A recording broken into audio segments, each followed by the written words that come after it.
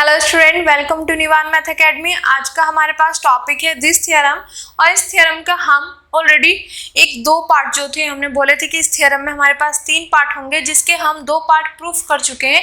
मतलब कि जो ये इफ एंड ओनली इफ वाला पोर्शन था, यहाँ तक का पोर्शन हम प्रूफ कर चुके हैं अपनी इससे पहली वाली वीडियो में। क्लियर बेटा? और आज हम प्रूफ करने वाले हैं कि जो ये यहाँ पे Q माइनस P प्रोजेक्शन यहाँ पे बनी है, उसको हम दिखाएंगे कि Q माइनस P जो है वो प्रोजेक्शन है on this and intersection orthogonal complement of M। ठीक है, तो इस पर हम इसको प्रोजेक्शन दिखाने वाले हैं। This is the part number 3।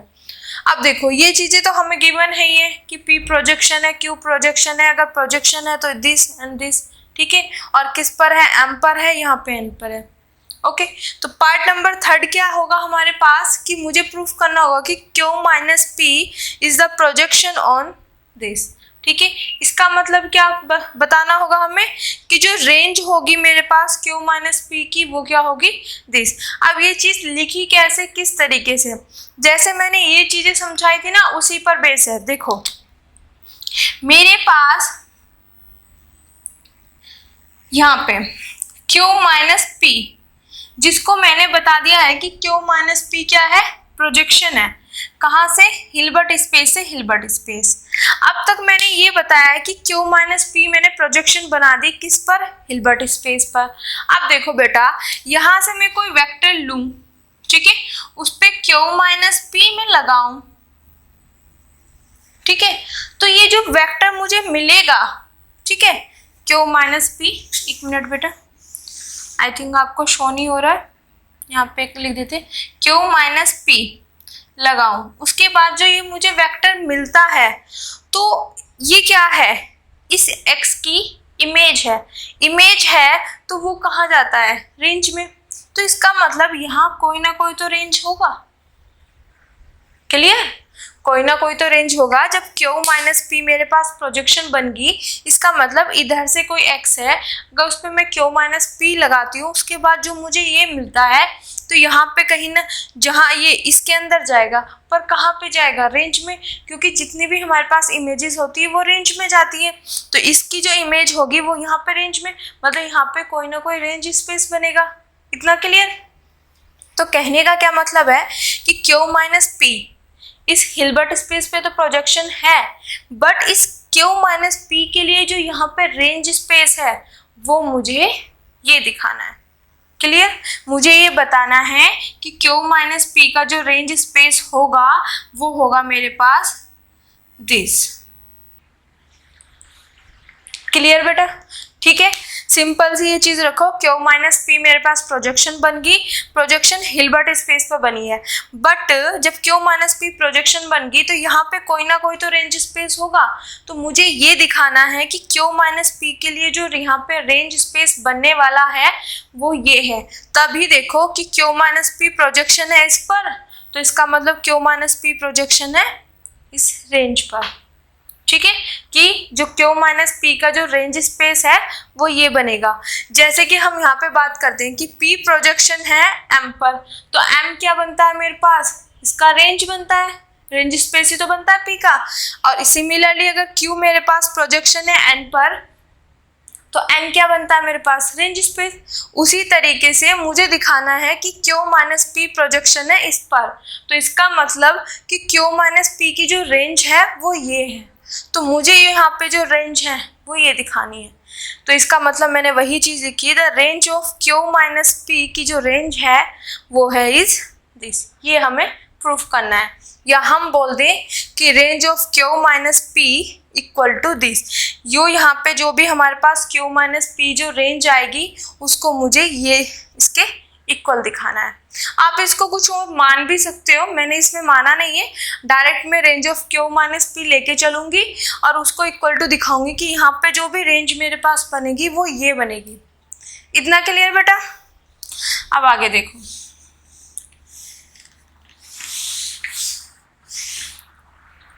अब बेटा हमें छोटी क्लासेस में पढ़ा हुआ है कि जब मुझे कभी भी इक्वल दिखाना होता है तो मैं क्या करती हूँ कि इसको इसमें कंटेन करा दो, ठीक है बेटा, और इसको इसमें कंटेन करा दो।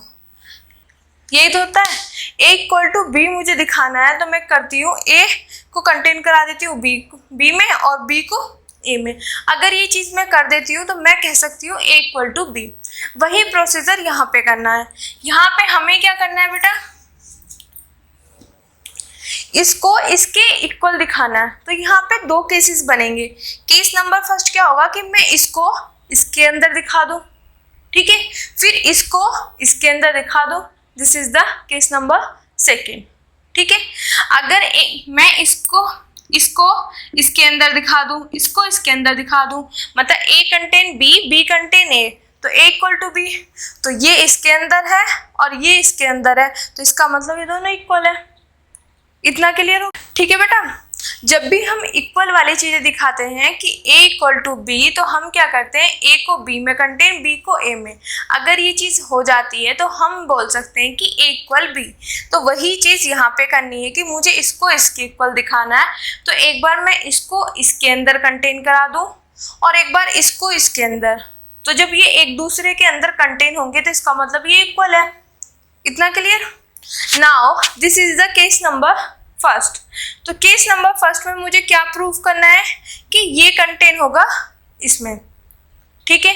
और जब हम कंटेनमेंट दिखाते हैं तो हम क्या करते हैं कि इसको इसके अंदर कंटेन कराना है, तो मैं इसका एक आर्बिट्रेरी मेंबर लेके चलूंगी और उस आर्बिट्रेरी मेंबर को इसके अंदर पहुंचा दूंगी। अगर एक आर्बिट्रेरी मेंबर लेके चली और उसके अंदर मैंने पहुंचा दिया, तो इसका मतलब क्या हुआ कि इसके जितने भी मेरे पास वेक्टर होंगे या जितने भी मेंबर होंगे वो भी उसके अंदर चले जाएंगे।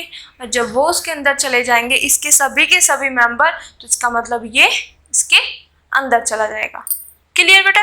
वैसे नॉर्मली जो हम देखते हैं वो ये देखते हैं कि इसका एक वेक्टर लो या एक मेंबर लो और इसके अंदर पहुंचा दो। तो वो यही कंसेप्ट होता है कि आर्बिट्रेरी लेके चलते हैं, फिर सभी के लिए हो जाता है। तो इसका मतलब इसके सभी मेंबर इसके अंदर चले गए, इसका मतलब ये इसके अंदर। क्लियर बेटा। नाउ फॉर दिस, मैंने जो अभी चीज़ बताई है वही कर रहे हैं। For this let x belongs to this. हमने यहाँ पे एक x वेक्टर आर्बिट्रेरी वेक्टर मान लिया कि x बिलोंग्स टू दिस। इतना क्लियर। जब x इससे बिलोंग कर रहा है, और यहाँ पे देखो बेटा, यहाँ पे क्या है मेरे पास, इंटरसेक्शन। x बिलोंग कर रहा है n intersection orthogonal complement of m, मतलब n और ऑर्थोगोनल कॉम्प्लीमेंट ऑफ m की इंटरसेक्शन में। अगर इंटरसेक्शन में है तो इंटरसेक्शन में कोई भी मेंबर कब जाता है, जब वो इसमें भी हो इसमें भी, दोनों में होना जरूरी है, क्योंकि दोनों का जो कॉमन होता है वही इंटरसेक्शन में जाता है। तो अगर x इनकी इंटरसेक्शन में है तो इसका मतलब x इसमें भी होगा और इसमें भी होगा, तभी उनकी इंटरसेक्शन में गया होगा। एंड दूसरी चीज़ हम क्या याद रखते हैं कि जब इंटरसेक्शन वाला केस आता है तो यहाँ पे हम लगाते हैं एंड, ठीक है। तो x बिलोंग करेगा n से एंड x बिलोंग करेगा इससे। अब एंड क्यों लगाया, देखो जैसे मैथमेटिक्स में हम बात करते हैं तो एंड और होता है। तो एंड का मतलब क्या होता है, एक ही टाइम पे दोनों चीज़ों का प्रेजेंट होना, कि ये भी है ये भी है। बट और का मतलब क्या होता है कि एक टाइम पे या तो ये प्रेजेंट है या ये। तो यहाँ पर एंड इसलिए लगाया गया है क्योंकि जब x इनकी इंटरसेक्शन में जा रहा है तो x इसमें भी होगा x इसमें भी होगा, तभी उनकी इंटरसेक्शन में जाएगा। तो एक ही टाइम पे दोनों प्रेजेंट होनी चाहिए, ये भी है ये भी है। क्लियर बेटा। दोनों में होगा x तभी उनकी इंटरसेक्शन में, अगर इंटरसेक्शन में है तो वो दोनों में होगा तभी गया है। इतना क्लियर यहाँ तक का प्रोसीजर। आई होप आपको अच्छे से समझ आ गया होगा बेटा। अब हम करते हैं आगे। पर मेरा यहाँ पे मेन टारगेट क्या है बेटा, मेरा मेन टारगेट है एक्सिस का लेके चली मैं, पर मुझे इसके अंदर पहुँचाना है। क्लियर। मुझे इसके अंदर लेके जाना है, तो इसके अंदर x जाएगा कैसे, वो चीज़ देखो। एक मिनट, इधर से बेटा मैं रफ कर देती हूँ, जहाँ पे भी ये पी और क्यू प्रोजेक्शन का यूज़ होगा, ठीक है, तो वो चीज़ हम यहाँ पे देखेंगे, उसको डायरेक्ट यूज कर लेंगे कि पी प्रोजेक्शन है तो आइडेम्पोटेंट और सल्फर जॉइंट होंगे। क्लियर। अब देखो मेरा मेन टारगेट क्या है, x को range of q minus P में पहुंचाना, q माइनस पी की रेंज में लेके जाना है। ठीक है, ये मेरा मेन टारगेट है।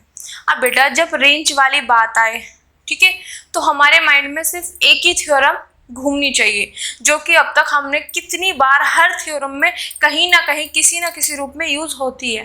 तो वो थ्योरम हमारे पास क्या है कि इफ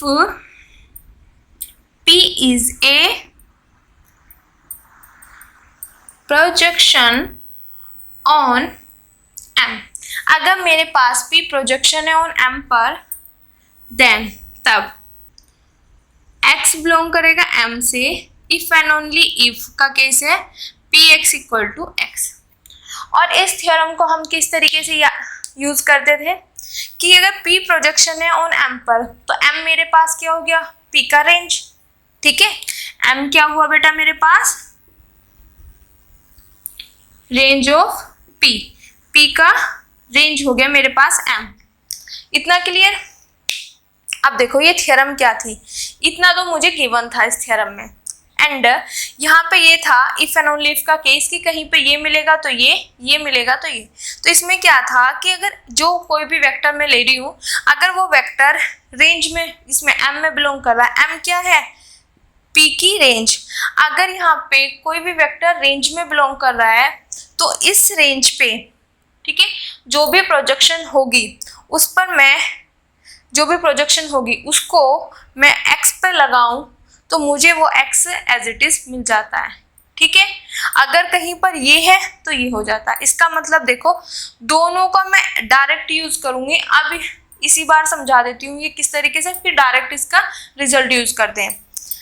कहीं पे X बिलोंग कर रहा है M, ये देखो M क्या है, मेरे पास रेंज है ऑफ P, तो इसके ऊपर ये किसका रेंज है, P का। जब P का रेंज है तो मैं इस पे P लगाऊंगी, P लगाने पे मुझे ये जो जिस पे P लगा रही हूँ वो एज इट इज मिल जाएगा। इतना क्लियर। अगर कहीं पर यहाँ पे वेक्टर है और उस पे मैं P लगा रही हूँ, P लगाने पे अगर मुझे वो वेक्टर एज इट इज मिल रहा है तो इसका मतलब ये वेक्टर इस P की कहाँ जाएगा, रेंज में, M में। इस तरीके से याद रखना है, ठीक है। अगर रेंज में है तो उस पे P जिसकी भी रेंज है उस पे वो लगाओ और वो वेक्टर एज इट इज। अगर P लगा के, ठीक है, वो वेक्टर मुझे एज इट इज मिल रहा तो ये इस P की रेंज में जाएगा। इतना क्लियर। तो वही चीज हम यहाँ पे यूज करने वाले हैं। अब देखो ये जो वेक्टर है इसको मुझे इस प्रोजेक्शन की, यहाँ पे भी तो P प्रोजेक्शन थी, ठीक है, इस प्रोजेक्शन की रेंज में लेके जाना है। अब देखो यहाँ पे तो रेंज थी मेरे पास M, बट यहाँ पे मुझे अभी रेंज नहीं पता, मैंने माना हुआ कि ऐसी direct range of Q minus P। तो इस X को मुझे इस प्रोजेक्शन की रेंज में ले जाना है, मतलब यहाँ पे X बिलोंग M की जगह आ गया यहाँ पे range of Q minus P, ठीक है, क्योंकि यहाँ पे तो मुझे M पता है बट यहाँ पे नहीं पता, यहाँ पे सिर्फ मुझे ये पता Q माइनस P की रेंज। तो ये किसकी रेंज है, रेंज है P की। तो वही चीज मैंने इसी तरीके से लिख दी, इस M की जगह लिख दिया डायरेक्ट ये range of Q minus P। If and only if का केस है, ठीक है, ये किसकी रेंज है, Q माइनस P। मतलब अगर इस पे मैं Q माइनस P लगा दूं तो ये वेक्टर मुझे एज इट इज मिल जाए, ठीक है।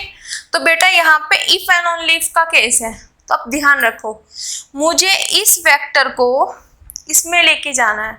तो ये कब जा सकता है, जब मैं ये चीज दिखा दूं कि इस वेक्टर पे ये वाली प्रोजेक्शन में लगाऊं और ये वेक्टर मुझे एज इट इज ही मिल जाए।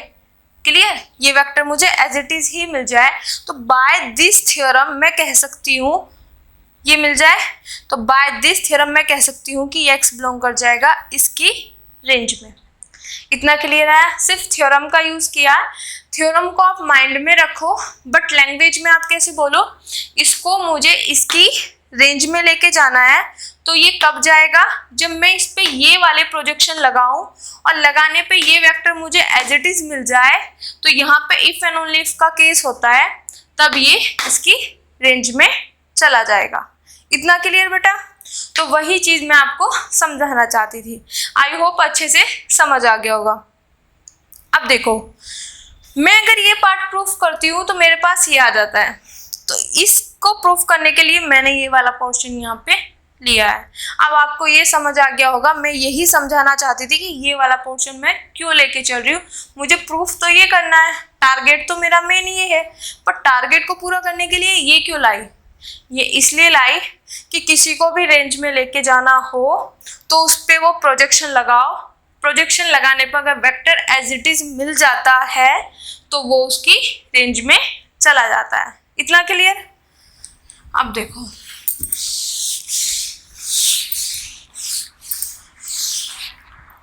यहाँ पे ये लेके चली, समझ आ गया क्यों लेके चल रही हूँ? ठीक है। अब देखो QX माइनस के PX, X को अंदर लेगी, ठीक है, क्योंकि मेरे पास ये दोनों के दोनों Q और P प्रोजेक्शन है, मतलब कि लीनियर ट्रांसफॉर्मेशन है। तो लीनियर ट्रांसफॉर्मेशन है तो ये चीज़ हम लिख सकते हैं, ठीक है। अब देखो ये चीज़ आ गई मेरे पास। अब इससे मैंने यहाँ पे ये तो एज इट इज है, पर QX की जगह मैंने लिख दिया X। ये चीज़ क्यों की? ये भी इसी से की। अब देखो सबसे पहले जाओ इस वेक्टर पे, ये वेक्टर किसका है? देखो ये वेक्टर है मेरे पास यहाँ पे, ठीक है।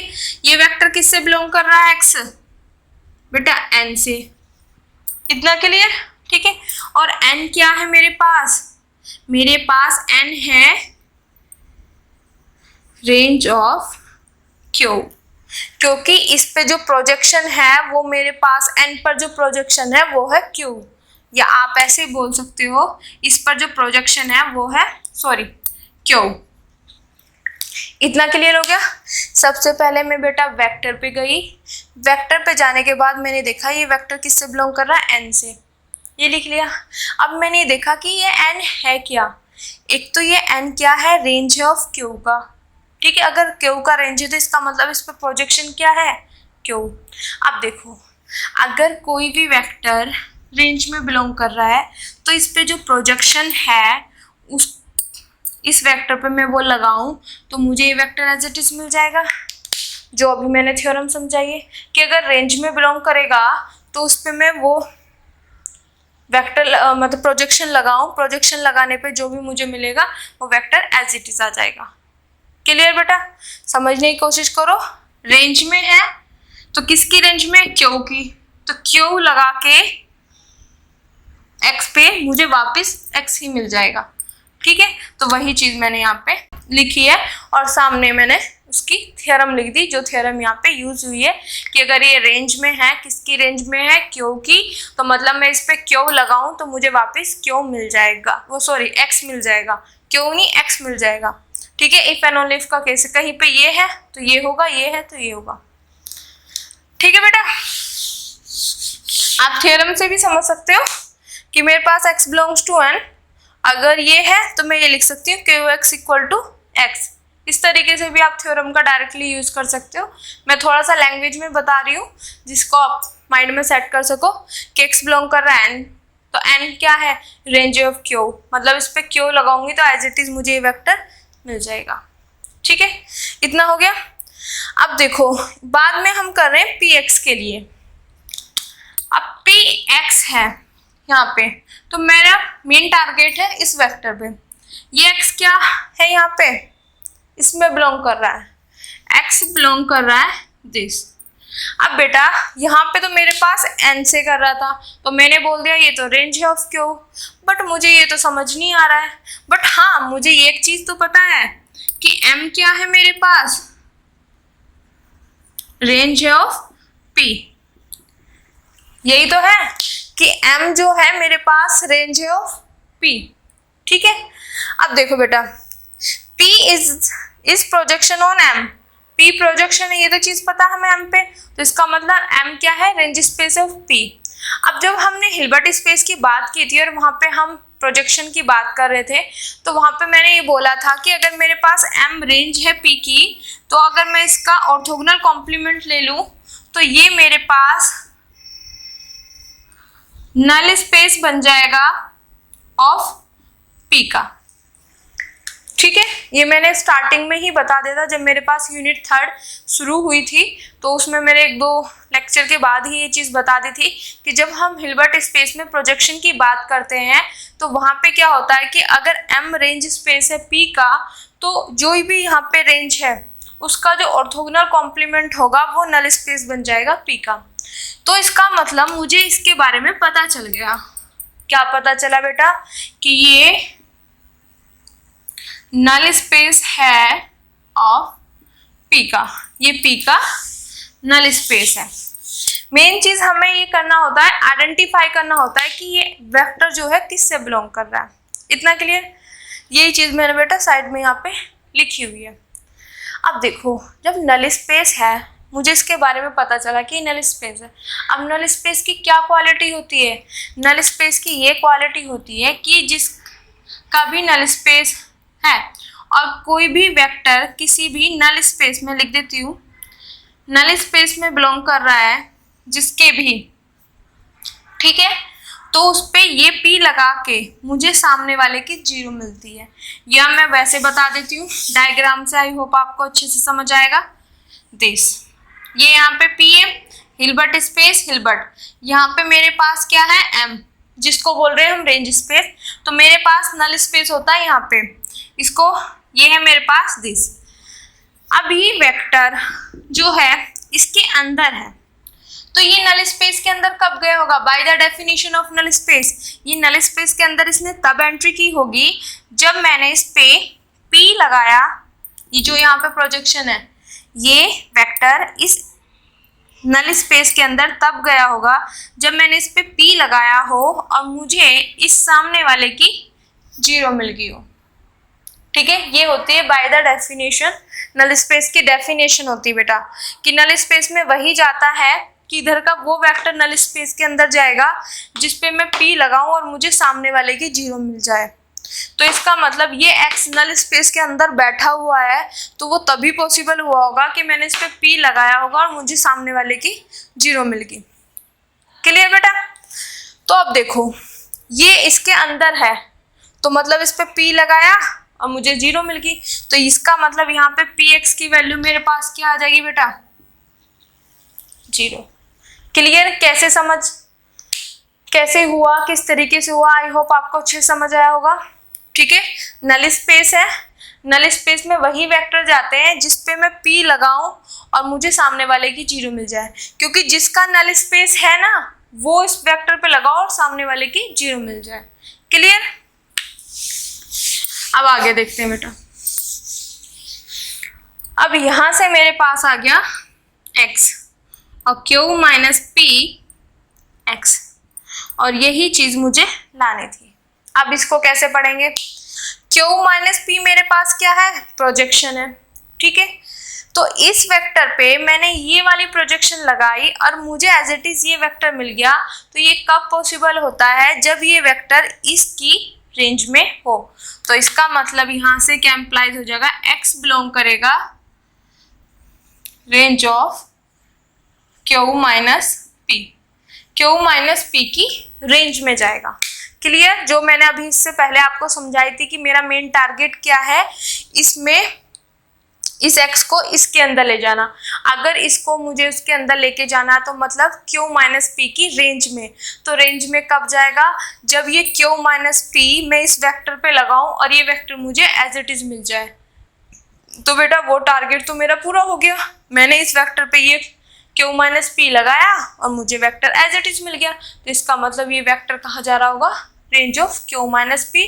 या आप थ्योरम का डायरेक्ट यूज कर सकते हो कि यहाँ पे q की जगह q माइनस p हो जाएगा, यहाँ पे range of q minus p, तो x बिलोंग कर रहा है q माइनस p से की रेंज में। इफ एंड ओनली इफ ये चीज मेरे पास आ जाएगी ऐसे। ठीक है, ओके। तो इसका मतलब ये x बिलोंग कर जाएगा इसकी रेंज में।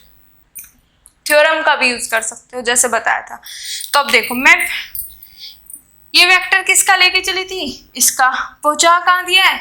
इसमें। तो इसका मतलब इसके जितने भी वेक्टर होंगे वो सभी के सभी इसके अंदर जाएंगे। तो इसका मतलब ये पूरा का पूरा कंटेन हो जाएगा range of q minus p में। क्लियर? और यही मेरे पास केस नंबर फर्स्ट में मेरे पास टारगेट था कि ये वाला इसके अंदर कंटेन हो जाए। क्लियर बेटा? तो आई होप आपको ये अच्छे से समझ आया होगा। इसमें सिर्फ कुछ नहीं करना, कंटेनमेंट दिखानी है तो इसका एक वेक्टर लेके चलो या एक मेंबर लेके चलो। इंटरसेक्शन है तो दोनों में प्रेजेंट होगा, ठीक है। इस वेक्टर को इसके अंदर लेके जाना है। अगर रेंज के अंदर लेके जाना है तो वो कब पॉसिबल हो सकता है? जब मैं इस वेक्टर पे ये q माइनस पी लगाऊं और ये वेक्टर मुझे एज इट इज मिल जाए, ये तब भी पॉसिबल होगा by the theorem if and only if का केस है। अगर ये है तो मैं बोल सकती हूँ कि x बिलोंग कर जाएगा इसकी रेंज में।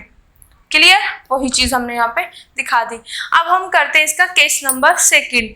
केस नंबर सेकंड में क्या होगा, मैं इधर का वेक्टर लूंगी, कोई एक वेक्टर आर्बिट्रेरी उठाऊंगी और इसके अंदर ले जाऊंगी, ठीक है बेटा।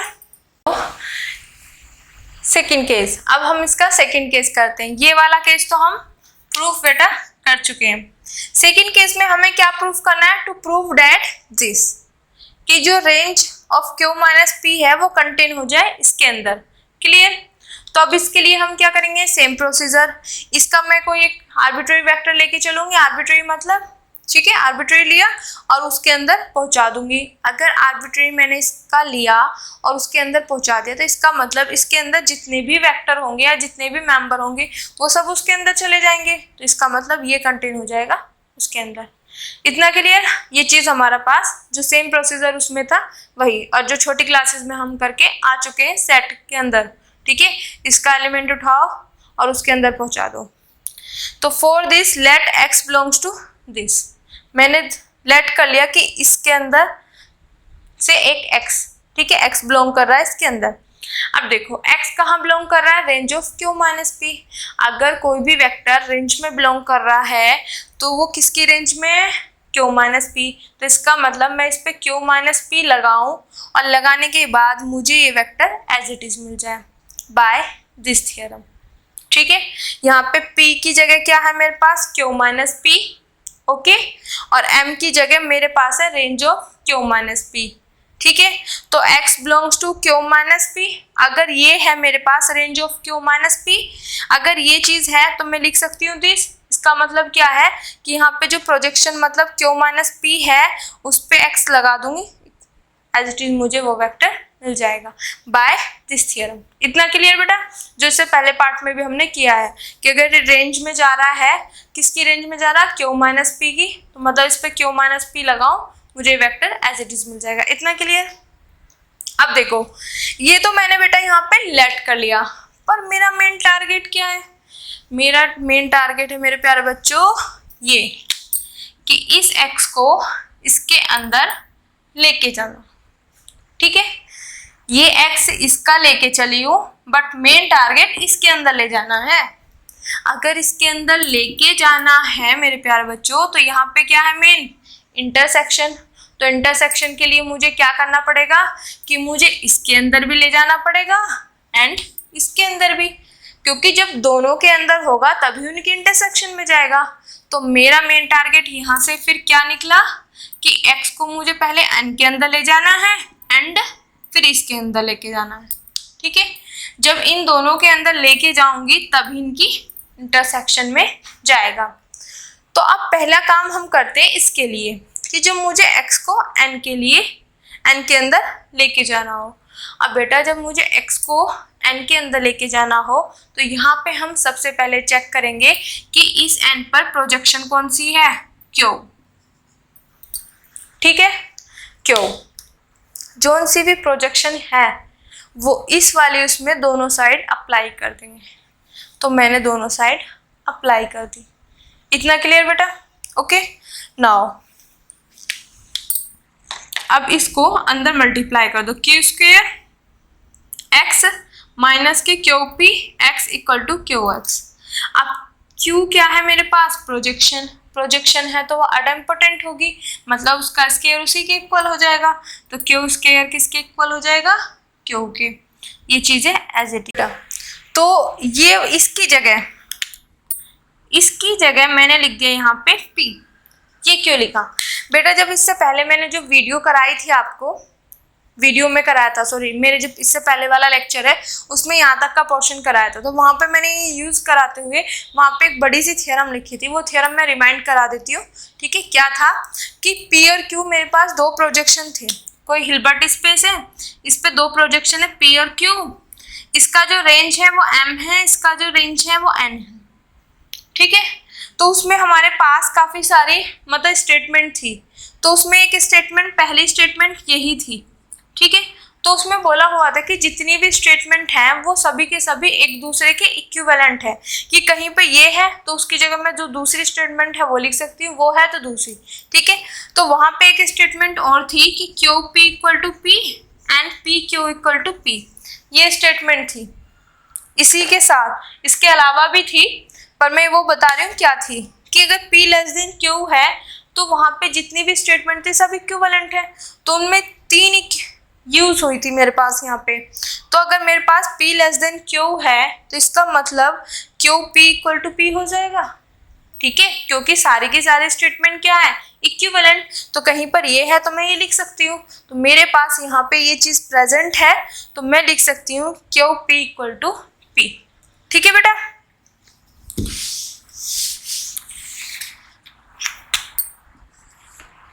क्लियर इतना? तो वही चीज़ मैंने यहाँ पे लिख दी, ये सब एज इट इज। अब x कॉमन लिया तो q minus P X equal to Q X. अब ये किसके इक्वल है, x के, तो x लिख दिया, फिर इसको रीअरेंज कर दिया, Q X equal to X. अब देखो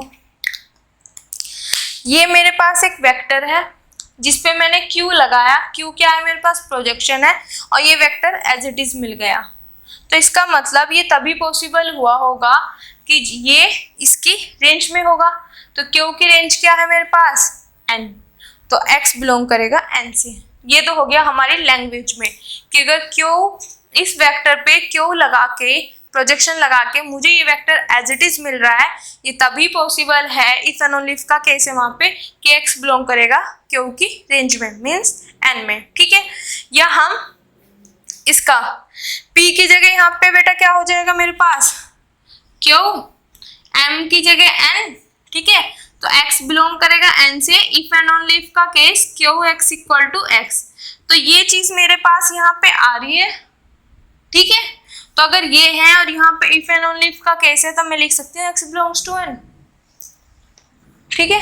तो बेटा मैं दोनों तरीके से बता रही हूँ, बाय द थ्योरम से भी कंपैरिजन करके बता रही हूँ और अपनी लैंग्वेज में भी, कि हमें किस तरीके से ये याद रखना है कि Q X equal to X, X पे क्यू लगा के मुझे एक्स एज इट इज मिल रहा था, इसका मतलब ये एक्स इसकी रेंज में होगा। इतना क्लियर? तो हमारा पहला जो यहाँ पे टारगेट बना था दिस, कि एक्स बिलोंग कराना मुझे एन से, वो तो मेरा हो गया पूरा। अब हम चलेंगे अपने नेक्स्ट टारगेट पे। ये वाला टारगेट पूरा कर चुके हैं बेटा। अब हमारा मेन टारगेट रहेगा ये वाला मिशन हमें कंप्लीट करना है। क्लियर? अब देखो क्या करना है। अब मुझे इस एक्स को इसके अंदर लेके जाना है, और मैंने अभी आपको बताया था कि ये मेरे पास m तो रेंज स्पेस है, पर अगर m के ऊपर मैं मतलब m का ऑर्थोगोनल कॉम्प्लीमेंट ले लूं तो वो क्या बन जाता है, नल स्पेस। नल स्पेस किसका है बेटा, m किसकी रेंज है, p की, तो नल स्पेस किसका होगा, p का। इतना क्लियर? अब इस x को इसके अंदर लेके जाना है, ये किसका है, नल स्पेस किसका है, p का। तो मतलब अब मैं क्या करूंगी, इस वाले इसमें दोनों साइड क्या अप्लाई करूंगी, p, क्योंकि यहाँ पे लेके जाना था तो इसकी वो देखेंगे प्रोजेक्शन क्यों है तो क्यों अप्लाई किया, बट अब मेरे पास इस पे क्या प्रोजेक्शन है, p, मतलब दोनों साइड p अप्लाई करूंगी। इतना क्लियर बेटा? अब देखो p जब मैंने अप्लाई किया तो p क्यू एक्स माइनस की p square X equal to this. अब p स्क्वायर मेरे पास p क्या है, प्रोजेक्शन, मतलब अडम्पोटेंट होगी, तो p square equal to p, value put कर दी दिस। अब इस क्यू p क्यू की जगह मैंने लिखा p, वो वही चीज मैंने अभी बताई थी कि मैंने थ्योरम की थी, उसमें मेरे पास कुछ स्टेटमेंट्स थी जिनमें ये वाली भी स्टेटमेंट थी, ठीक है बेटा। मतलब p क्यू मेरे पास दो प्रोजेक्शन है क्लोज्ड लीनियर सब स्पेस m और n of A Hilbert space. तब अगर मेरे पास जितनी भी स्टेटमेंट थी यहाँ पे वो सब क्या थी, इक्विवेलेंट मतलब एक दूसरे के इक्विवेलेंट थी। तो अगर कहीं पर ये है तो मैं ये लिख सकती हूँ, ये है तो ये लिख सकती हूँ। तो उसमें क्या मतलब था बेटा, 3 स्टेटमेंट यहाँ पे यूज हो रही, तो मैं वही बता रही हूँ। तो अगर मेरे पास ये वाली चीज तो मेरे पास ये है यहाँ पे, तो इसका मतलब इसकी जगह मैं ये भी लिख सकती हूँ, ये तो पहले वाले में ये यूज होगी। तो अब यहाँ पे पी क्यू आ रहा है, तो पी क्यू की वैल्यू क्या है, दिस।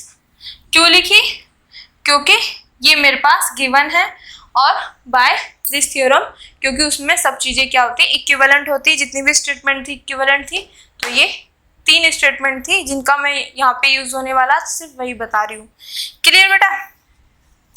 तो इसकी जगह p लिख दिया, दिस px सेम सेम, तो इक्वल टू यहाँ पे क्या आ जाएगा 0 इक्वल टू px। तो ये मैंने रीअरेंज करके लिख दिया। अब देखो ये चीज कैसे आई। कहीं पर भी अगर मेरे पास कोई प्रोजेक्शन है और उसके साथ कोई वेक्टर लग रहा है और इक्वल टू 0 आ जाए, तो वो वैसे तो नॉर्मली नल स्पेस में जाती, by the definition null space.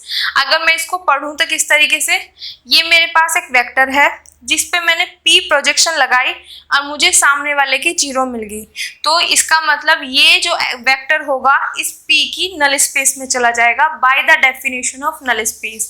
दूसरी चीज आप कैसे समझ सकते हो वो मैं बताना चाहूंगी बेटा। सॉरी, दिस, ठीक है, ये हिल्बर्ट स्पेस, यहाँ पे जो प्रोजेक्शन है मेरे पास वो P है, ठीक है। तो अब देखो 0 इस तरीके की फॉर्म देखते ही ना आप नल स्पेस की डेफिनेशन पे जाओ, ठीक है। अब यहाँ पे मेरे पास क्या होता है बेटा, रेंज स्पेस, यहाँ पे क्या होता है नल स्पेस, जो कि मेरे पास क्या है, ये है। क्लियर? तो बेटा इस नल स्पेस में वही वेक्टर जाते हैं जिन पे मैं P लगाऊं और मुझे इस सामने वाले की 0 मिल जाए। ये होती है by the definition of null space की, ये डेफिनेशन होती कि यहाँ इस हिल्बर्ट स्मिथ में जितने भी वेक्टर है ना, इस नल स्पेस में वो वेक्टर जाते हैं जिस पर मैं ये P लगाऊं और मुझे सामने वाले की 0 मिल जाए। तो मुझे ये वाली फॉर्म तो मिल रही है यहाँ पे, ठीक है। तो इसका मतलब ये x जो है इस P के नल स्पेस में जा रहा है, और P का नल स्पेस क्या है बेटा, this. Clear? Orthogonal complement of M, simple. तो मैंने ये दिखा दिया कि x इसके अंदर भी है और x इसके अंदर भी है, कि x बिलोंग कर रहा है N से एंड x बिलोंग कर रहा orthogonal complement of M। Clear बेटा? या तो आप इस डायग्राम से समझ लो, by definition of null space की ही डेफिनेशन से है, किस तरीके से कि यहाँ पे कोई वेक्टर है उस पर P लगाया और मुझे सामने वाले की 0 मिल गई, इसका मतलब ये वेक्टर इस P के नल स्पेस में जाएगा और P का नल स्पेस है मेरे पास दिस। ओके, अब नाउ हम क्या करने वाले हैं वो देखो बेटा। थ्योरम थोड़ी सी लंबी थी और हर स्टेप समझाना बहुत जरूरी था, क्योंकि क्रैमिंग करने वाली कोई चीज नहीं है, सब चीजें अंडरस्टैंडिंग वाली है, ठीक है बेटा। अब मेरे पास x इसके अंदर भी चला गया, x इसके अंदर भी, इतना हो गया। अगर x इसके अंदर भी, x इसके अंदर भी, तो x इन दोनों की इंटरसेक्शन में भी जाएगा। क्यों? क्योंकि इंटरसेक्शन में वही जाता है जो इसमें भी हो इसमें भी हो, तो इसमें भी है इसमें भी है, तो मतलब उनके इंटरसेक्शन में है। तो मैं x तो इसका लेके चली थी, पहुंचा इसमें दिया, तो इसका मतलब range of Q minus P contain किस में होगी बेटा, इसमें, क्योंकि इसका कोई एक मेंबर लेके चली थी और इसके अंदर पहुंचा दिया, तो इसके मतलब इसके जितने भी मेंबर होंगे वो सब इसके अंदर चले जाएंगे, इसका मतलब ये पूरा का पूरा इसके अंदर चला जाएगा। तो यही चीज हमें यहाँ पे प्रूफ करनी थी केस नंबर 2 में। पहले ये प्रूफ कर दिया, अब मैंने दिखा दिया कि रेंज जो होगी Q माइनस P की वो कंटेन होगी इसमें। तो ये टारगेट भी पूरा हो गया, दोनों टारगेट हमने पूरे कर दिए। तो इसका मतलब मैं क्या लिख सकती हूँ, अगर ये भी है तो ये लिख सकती हूँ, ठीक है। तो यहां से मेरे पास आ गया बेटा the range of Q minus P is this, या आप लिख सकते हो बेटा कि Q माइनस P मेरे पास क्या होगी, Q minus P is projection on this. Clear, समझ आ गया बेटा। ये दोनों पार्ट दिखा दिए हमने। जैसे ही ये दोनों शो हो गए कि दोनों हैं, तो हम लिख सकते हैं दिस इक्वल टू दिस। इसका मतलब Q माइनस पी की जो रेंज है वो ये होगी। अब इसका मतलब क्या है, अगर Q माइनस पी की रेंज ये है तो Q माइनस पी जो है वो प्रोजेक्शन है इस पर। ठीक है, तो हमने जो डायग्राम यहाँ पे बनाया था इस तरीके से, हिल्बर्ट स्पेस, यहाँ पे Q माइनस पी, तो यहाँ पे मैंने बोला था कि कोई ना कोई रेंज स्पेस होगा, तो यहाँ पे जो रेंज स्पेस है वो मैंने दिखा दिया दिस। क्लियर बेटा, यही तो चीज है। Q माइनस पी का जो रेंज स्पेस था मेरे को वो दिखाना था ये। ठीक है, और यही चीज मैंने दिखा दी कि Q माइनस पी जो है प्रोजेक्शन है इस पर।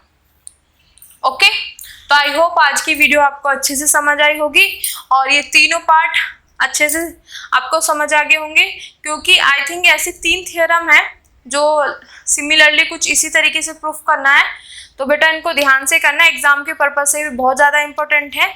और बेटा अगर आपको मेरी वीडियोस, मेरे लेक्चर्स पसंद आ रहे हैं तो please like, subscribe my channel और उन बच्चों तक जरूर पहुंचाएं जिनको इनकी नीड है। Thank you so much.